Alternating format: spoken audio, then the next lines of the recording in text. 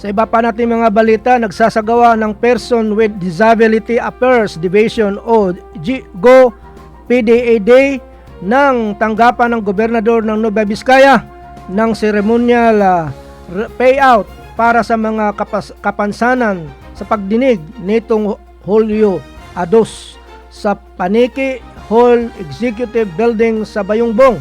Dumalo si Governor Attorney Jose B. Gambito sa pamamahagi ng tulong sa muling tiniyak ng suporta ng pamahalaang panlalawigan sa mga person with disability o PWD.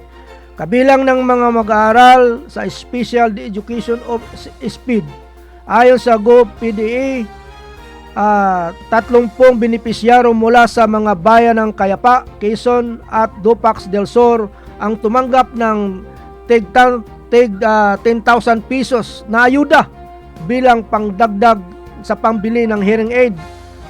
Ang natitirang halaga ay nanggagaling sa iba pang katuwang ng ahensya ng pamahalaan. Ayon sa pamahalaan panglalawigan, layunin ng programa na matulungan ang mga may kapansanan sa pagdinig na magkaroon ng mas maayos na komunikasyon, pagkatuto at kalidad ng pamumuhay sa pamagitan ng pagkakaloob ng kanilang kailangang assistant device.